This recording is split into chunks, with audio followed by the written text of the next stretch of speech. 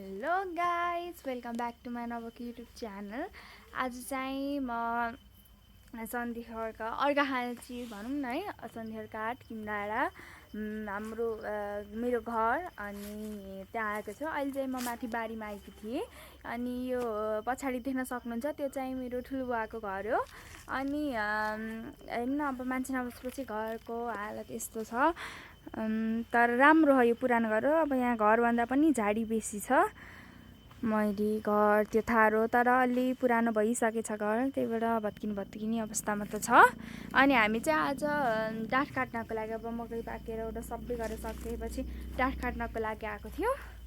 अनि आउँदै सुरुमा मैले नै काट्छु भनेर डाँठ ल डाँठ काट्छु भनेको त मलाई बारुलाई टोको है, बारुलाई टोके यता काट्ने ठाउँ टोक्यो, यता टोकेछ अनि यतापट्टि टोक्यो डाँठ। अनि त्यसपछि दाइले मम्मीले काट्न लाउनु भएको छ। अनि देख्न सक्नुहुन्छ मलाई काम गर्न बोलाउनु भएको छ, तर म जान्न।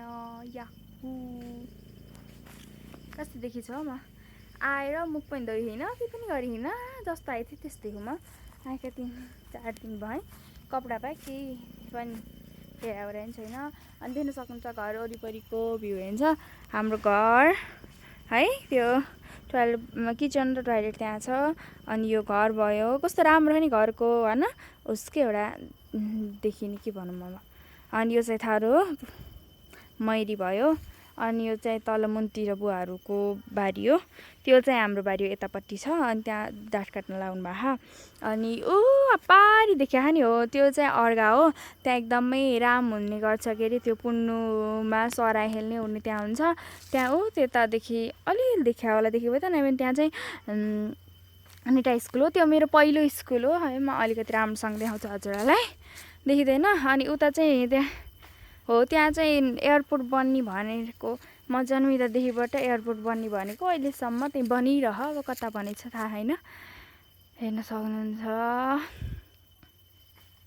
हेर्नु न मेरो हात, हेर्नु न मेरो हात कालै भयो नि है, कस्तो कालै भयो। मैले हिजो दाइलाई मेहन्दी लगाइदिएको थिएँ अनि त्यही भएर कालै भयो। अहिले त बरु अलि ठिक छ। त्यति नै हो। अनि दसैँ कतिको आइरहेछ हजुरहरूलाई,